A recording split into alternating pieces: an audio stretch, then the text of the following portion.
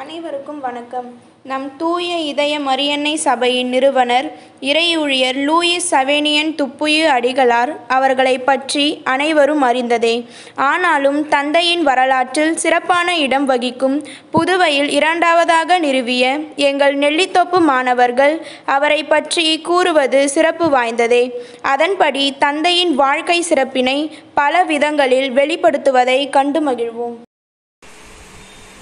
பொறுப்பிலே கிடந்து தென்னன் புகழிலே கிடந்து சந்தத்தில் இருப்பிலே இருந்து வையை ஏற்றிலே தவழ்ந்து பேதை நெருப்பிலே நின்று கற்றோர் நினைவில் நடந்த ஒரண மறுப்பில் பயின்ற பாவையே தேனெனும் இனியவளே கட்டிக் கரும்பே கருப்பட்டி இனிப்பே விண்ணை இறந்த என் அன்னை தமிழே முதலில் உன்னை வணங்கி பின் என் உரையை தொடங்குகிறேன்.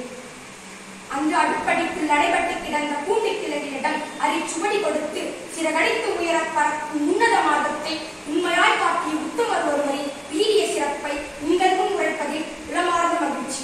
நம் நாட்டின் இடைக்காலம் தொடங்கி 18ஆம் நூற்றாண்டு வரையிலும் பெண் கல்வி மறுக்கப்பட்டு வந்தது.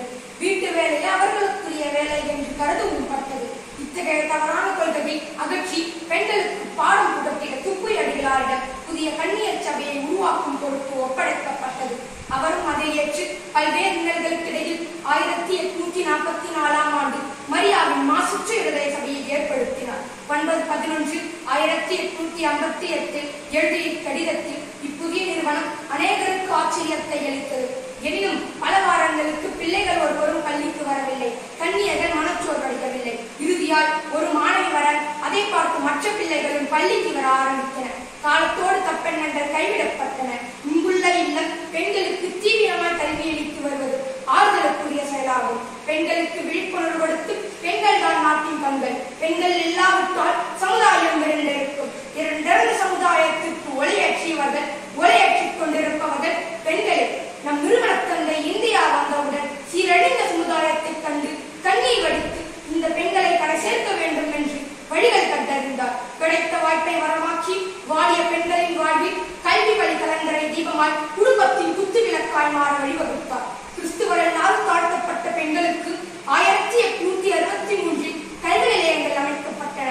இதனை 1863 அக்டோபர் திங்கள் 5ஆம் நாள் அவர் எழுதிய கடிதத்தில் உணரலாம். புதுச்சேரி, இளவக்கரை, நெல்லித்தோப்பு, அரியாங்குப்பம் அந்நாள் மரங்களிலும் தேவனுதாலே பிள்ளைகள் படிப்பு முதலிய காரணங்களில் அனுகூலமாய் நடக்கின்றது என்று மற்றொரு கடிதத்திலும் எழுதியுள்ளார்.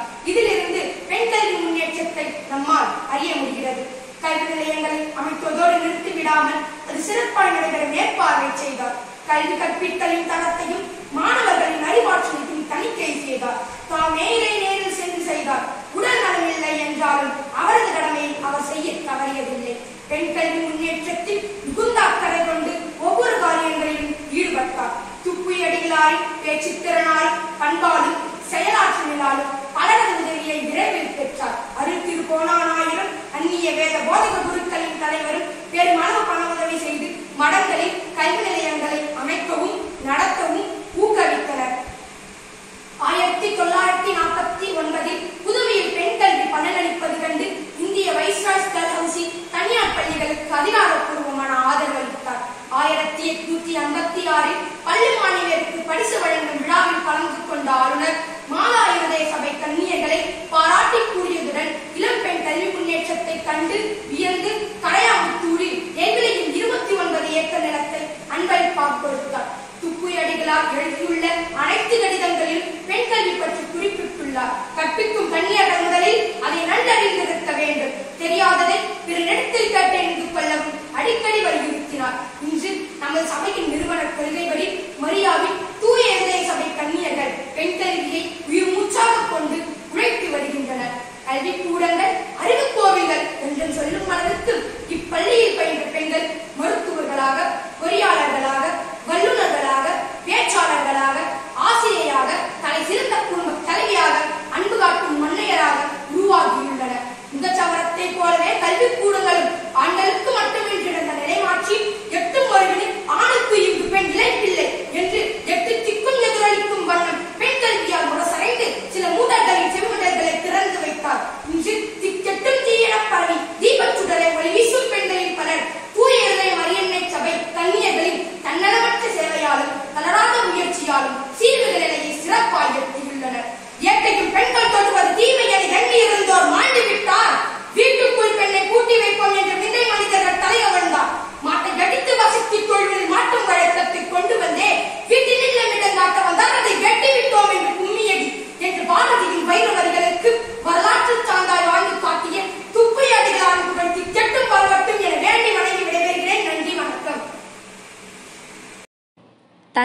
இந்நிகழ்வின் வழியாக அவரது வரலாற்றை அறிந்தோம். ஆனால் அவர் அன்று ஒரு சிறு விதையாக நம் மண்ணில் விதைத்த பெண்கல்வி பெண்களின் வாழ்வில் முன்னேற்றம் கண்டு இக்கால பெண்களின் இந்த மேன்மையான நிலையை அடைய தூய இதய மரியன்னை சபை சகோதரிகள் வழியாக மாபெரும் ஆலமரமாக வளர்ந்து நம் மண்ணில் மட்டுமல்லாமல் பல தேசங்களிலும் பரவி உள்ளதை எண்ணி நம் தந்தையை வாழ்த்துவோம்.